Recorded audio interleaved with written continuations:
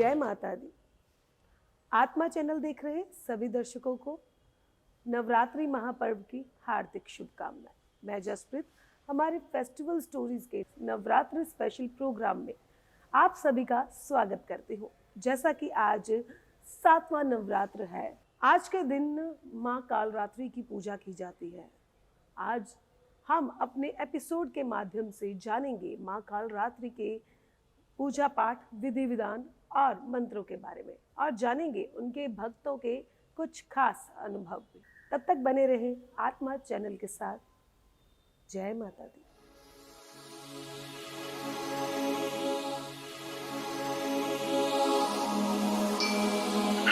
नमस्कार, जय माता की।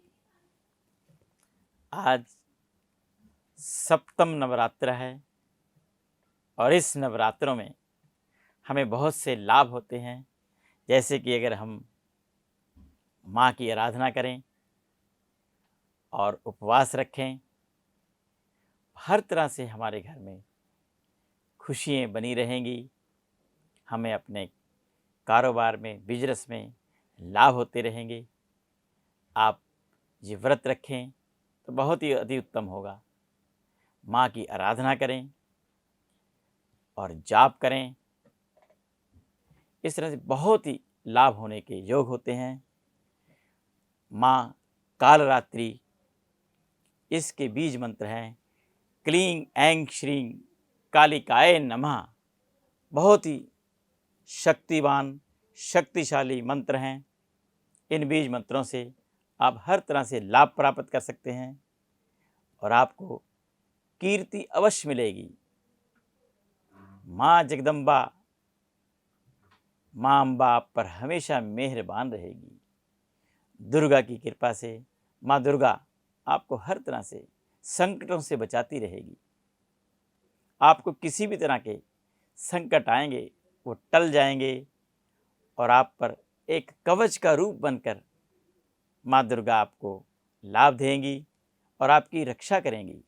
आपके परिवार की रक्षा होगी और आपको बहुत तरह से लाभ होंगे और हर तरह से आपको यश, मान, कीर्ति प्राप्त होगी। और कल फिर हम मुलाकात करेंगे आपसे। आज मैं अपनी वाणी को विराम देता हूँ। तब तक के लिए नमस्कार, जय माता की।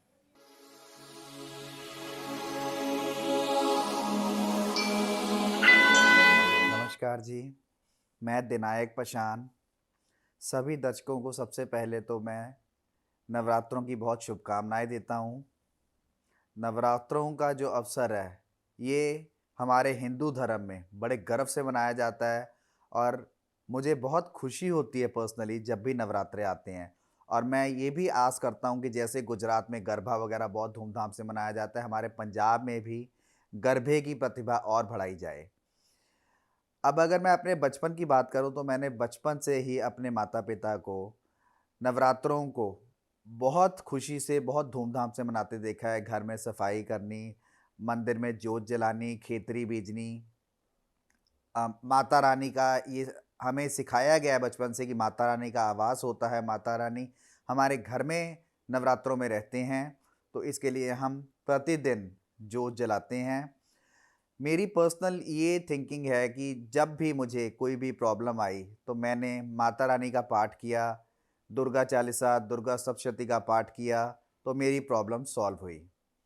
अब अगर हम बात करें कि नवरात्रों में जब नवमी आती है तब एक बहुत हास्य चीज़ रही कि जैसे हमारे बच्चे वगैरह नवरात्रे में और जो बाहर से सारे कंजकें आती हैं, तब वो बैठती हैं पूजन के लिए, उनको प्रसाद दिया जाता है, उनके चरण धोए जाते हैं।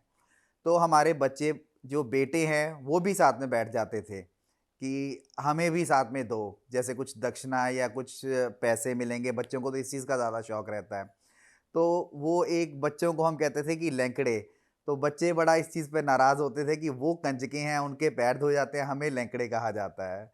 तो ये एक प्रतिमा बनी हुई है कि छोटी बच्चियों को चुनरी देनी, प्रसाद देना और चीज़ें देनी। तो मुझे तो ये लगता है कि हमारे हिंदू धर्म में नवरात्रे जो हैं सबसे प्रथम त्यौहार की तरह मनाए जाने चाहिए और मनाए जाते भी हैं। इस नवरात्रि पर मैं सभी को एक संदेश ज़रूर देना चाहूँगा कि हम नवरात्रि पर बच्चियों को पूजते हैं, बच्चियों को कंजके बनाते हैं। इसका अवसर ये होता है कि बच्चियों को हमने अच्छे से पढ़ाना है, उनको ये शिक्षा देनी है कि उन्होंने भी अपने प्रोफेशनल लाइफ में कुछ ना कुछ बनना है और बनकर आत्मनिर्भर बनना है, ताकि वो जब उनका विवाह हो या जब वो बड़े हों अपने परिवार का हाथ बटा सकें बराबर से सहयोग देकर। तो ये मैं सभी को, आप सभी को आत्मा चैनल की तरफ से एक रिक्वेस्ट करना चाहूँगा कि कंजकों को ज़रूर पूजें, पर साथ में उनको आत्मविश्वास उनका ज़रूर बढ़ाएं। तो मैं अब आखिर में सभी दर्शकों को, सभी लोगों को नवरात्रों की बहुत बहुत शुभकामनाएं देता हूँ। जय माता दी।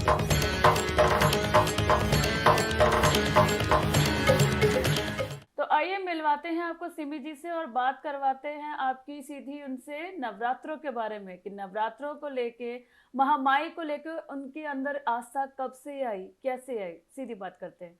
नमस्कार मैम। नमस्कार जी। जय माता दी। जय माता दी। तो मैम आप हमारे दर्शकों को ये बताइए कि नवरात्रों में आपकी आस्था कब से हुई? देखिए, नवरात्रों में हमारी आस्था बचपन से है। जब से हमने अपनी ज़िंदगी का होश संभाला तब जी से हम घर में देखते आ रहे हैं कि माता रानी की पूजा की जाती है और नवरात्रों में स्पेशली बहुत अच्छे से उनको मनाया जाता है। जी। तो कोई ऐसा एक्सपीरियंस या कोई चमत्कार आपके साथ हुआ हो या आपके परिवार में किसी मेंबर के साथ हुआ हो जिससे आपकी श्रद्धा और बढ़ गई हो माँ में? देखिए, हमारे यहाँ पे नवरात्रों को लेकर बहुत श्रद्धा है जी और इसी भावना के साथ हम हमेशा नवरात्रों को मनाया जाता है। जी नवरात्रों के जब दिन शुरू होते हैं तो पहले ही दिन माता रानी के स्वरूप की बहुत अच्छे से साफ सफाई करके सजाया जाता है, जी मंदिर को सजाया जाता है और उसके साथ ही हम जो है खेतरी बीजते हैं, जोत जलाते हैं माता रानी की। और बचपन से यही देखते आ रहे हैं और इसी तरह से हमें हर समय यही लगता है कि जो भी हमारे घर में शुभ कार्य हो रहा है माता रानी का आशीर्वाद है ये। जी। तो हर साल जैसे आप नवरात्रे मनाती आई हैं, तो हर साल क्या अलग अलग करती आई हैं, नया क्या करती आई हैं नवरात्रों पे? देखिए, जब हम छोटे थे तो बचपन में बहुत सिंपल से ढंग से नवरात्रे होते थे। माता रानी का प्रसाद बनता था, हलवा और चने बनते थे, पूरी बनती थी। लोगों के घरों में जैसे एक दूसरे के यहाँ पे कंजकों के लिए जाना और कंजके हमारे घर लोग दे के जाते थे। तो बड़े सिंपल ढंग से होता था कि पूरी के ऊपर हलवा और चने रख दिए और जी 1 रुपए का सिक्का रख दिया और दे दिया, है ना? जी तो अब थोड़ा-सा इसमें फ़र्क है कि कंजकों के दिनों में हम लोग कुछ सजावट की तरफ ज़्यादा ध्यान रहता है जी और कंजकों को बहुत अच्छे से टिफ़िन्स वगैरह लाके गिफ्ट्स वगैरह दिए जाते हैं।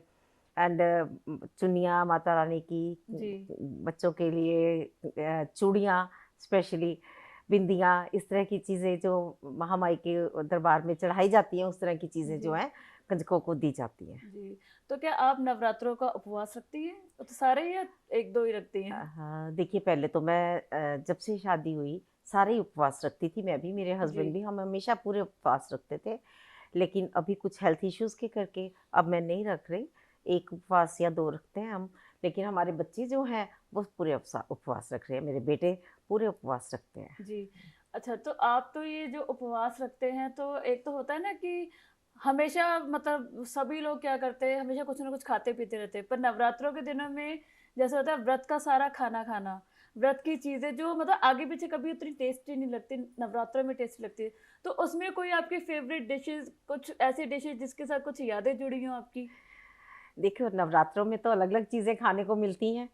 फ्रूट चाट्स बनती हैं, जी। दही में जो है वो बहुत अच्छे से उसको करके कभी दही के डेज़र्ट बना के। डेज़र्ट्स बना के वो खाए जाते हैं। जी। फिर कुट्टू के आटे की टिक्कियाँ और वो कुट्टू के आटे की रोटी और पनीर की जो अलग-अलग डिशेज़ हैं वो बनाई जाती हैं।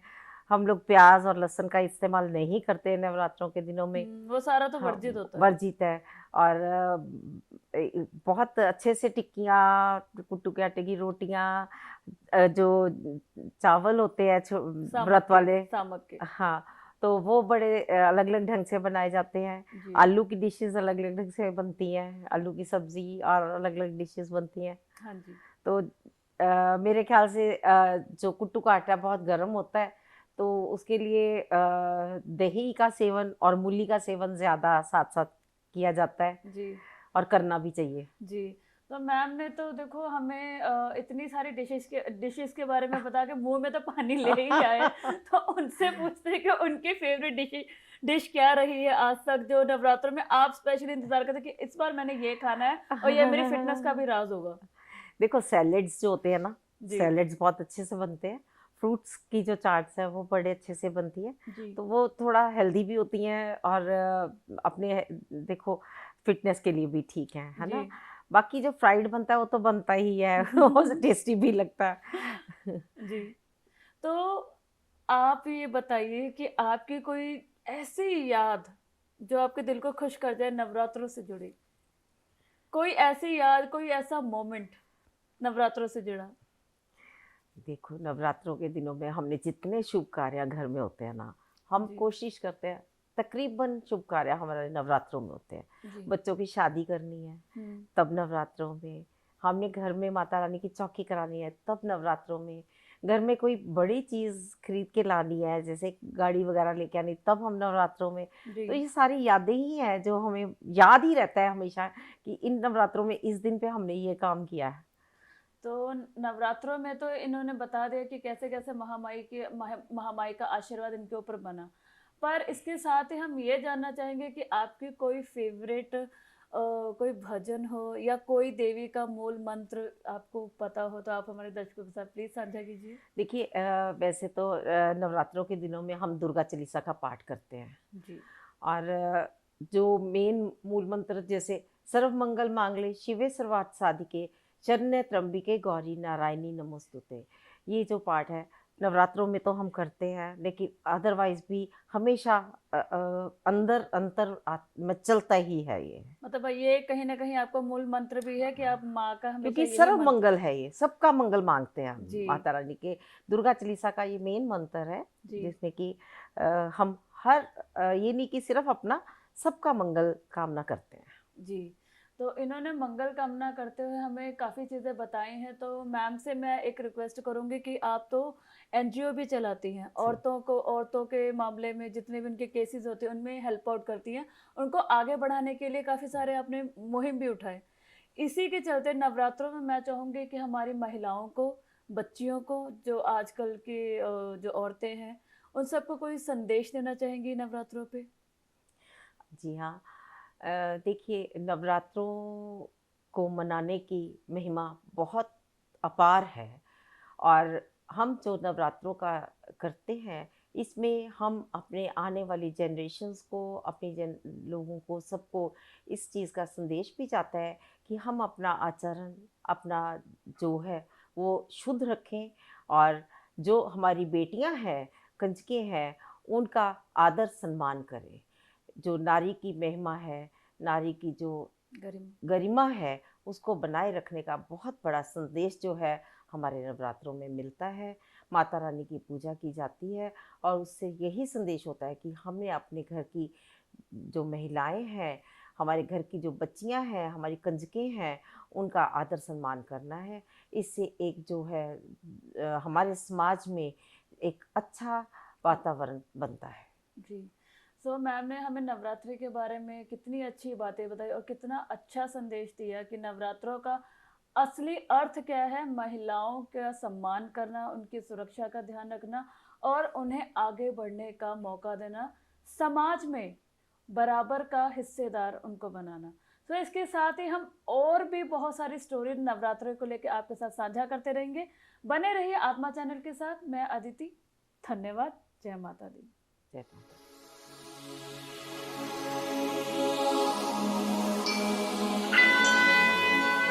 तो आइए हम मिलवाते हैं सीमा जान मैम से और उनसे बात करते हैं नवरात्रि के बारे में कि उनकी इतनी श्रद्धा क्यों है। नमस्कार मैम। नमस्कार जी, जय माता दी। जय माता दी। तो मैम आप बताइए कि नवरात्रि व्रत में या कि कह लो कि माँ जगदम्बा में आपके इतना विश्वास और श्रद्धा कैसे है और कब से है? देखने में तो देखो माँ का नाम ही ऐसा है, हम अपनी माँ को, जो हमारी माँ होती है, वो हमें कितना प्यार देती है। और ये तो जग जननी है, ये तो सारी दुनिया की माँ है। तो वो जब धरती पर आती है, ये 9 दिनों में, नवरात्रों के 9 दिनों में जब धरती पर आती है, तो फिर वो अपने बच्चों को, अपने भक्तों को वो प्यार ही प्यार लुटाती है, उनको अपनी श्रद्धा देती है, उनको अपना प्यार देती है। और भक्त भी उनके प्यार से ओतप्रोत हो जाते हैं और वो अपने बड़े उल्लास से, खुशी से माँ जगदम्बे के व्रत करते हैं, उनकी पूजा करते हैं, उनकी आराधना करते हैं। जी, तो जैसा कि आप जानते हैं कि माँ तो अपना आशीर्वाद सब पे बना के रखती हैं, ठीक है? तो आप नवरात्रों के दिनों में जब पूजा पाठ करती है तो आपका मन कैसा होता है? आपके मन में आसपास का कैसा वातावरण होता है? और उस वक़्त का मतलब माहौल मैं आपसे जानना चाहती हूँ। माहौल तो देखो हम अपने आत्मा से बनाते हैं, अपने दिल से बनाते हैं। अगर हमारा अपना मन शांत होगा, अपना मन प्योर होगा, उसमें पवित्र होगा, तभी हम अपने माता की आराधना कर सकते हैं। जी, पहले उस सुबह उठ के नहा धो के हम अपने माँ की करके जोत करके उनकी पूजा करते हैं, फिर उनकी आराधना करते हैं। उस जोत से, जो खुशबू से जो सारा घर होता है वो महक जाता है और माँ अपने सारे घर को महका देती है, अपने सब बच्चों पर अपना आशीर्वाद देती है। जी, तो आशीर्वाद तो वो देती ही हैं, पर एक होता है ना कि नवरात्रि के टाइम पे कुछ लोगों के साथ एक्सपीरियंसेस होते हैं अलग-अलग। कुछ लोगों के मतलब माँ के दर्शन होते हैं या मतलब अलग-अलग तरह के एक्सपीरियंस। आपका क्या रहा? कोई ख़ास ऐसा एक्सपीरियंस जो एक चमत्कार से कम ना हो? एक्सपीरियंस तो खुद माँ जब आती है, जब धरती पर जन्म ले, मतलब धरती पर अवतरित होती है नवरात्रों के दिनों में, वो खुद ही एक एक्सपीरियंस है। वो खुद ही एक अलग ही तब माहौल बन जाता है कि हमारी अपनी अंदर से आत्मा करती है कि हम माँ को खुद निहारें, उनकी उनकी पूजा करें। और हमारे बड़े बूढ़े भी, जब हमारे बड़े थे, जब हमारी शादी हुई थी, तो हमारे बड़े बाप डैडी जी हमारे आरती बोलते थे। वो इतनी, उनकी आरती में एक अलग ही भावना होती थी, क्योंकि मन करता था कि हम बस उनकी आरती सुनते रहे और माँ की आराधना करते रहे बस। जी। वो चले गए, बट उनका हमेशा वो ऐसा लगता है कि वो आरती कर रहे हो तो माँ की आराधना कर रहे हो, सभी बैठ, सारा परिवार माँ की आराधना कर रहा है। जी, तो माँ की आराधना तो देखो सभी करते हैं और जैसे कि इन्होंने कहा कि जब इनके पिताजी जब करते थे तो उनके साथ आरती करते थे। तो आरती के वक़्त जब होता है मतलब एक आरती का अपना एक माहौल होता है, तब आप कौन-सी आरती गाती हैं? मुझे बस उन्हीं के लिखे शब्द थे, उन्हीं की जो आरती थी वही याद आती है बस। दुर्गा की आरती सुनो मेरी देवा, कोई ਤੁਹਾਡਾ पार ना पाया, पान सुपारी माता ध्वजा नीला लेरा, कोई ताड़ी पेट चढ़ाया, सुहा सुहा छोला माता अंग विराजे, केसर तिलक लगाया। बहुत अच्छा गाया मैम ने इतना अच्छा गाना गाया, पूरा भक्तिमय का माहौल बन गया है। एक पॉज़िटिव वाइब्स तो हमें मिल ही रही है। पर जहाँ पॉज़िटिविटी की बात आती है, वहाँ बात आती है खूबसूरती की, परिधानों की। तो उन दिनों में माता के नवरात्रों के 9 दिनों में आप माता को कैसे वस्त्र पहनाते हैं? मतलब दिन के हिसाब से और आप क्या धारण करती हैं? माँ को तो लाल चुनरी ही अच्छी लगती है। हम भी कभी गुलाबी रंग पहन लेते, उनको पीला रंग भी बहुत अच्छा लगता है। जी। पीला रंग हो गया, गुलाबी हो गया, हरा हो गया, ऐसे ही परिधान हम पहनते हैं, अलग अलग रंगों के परिधान पहनते हैं। जी।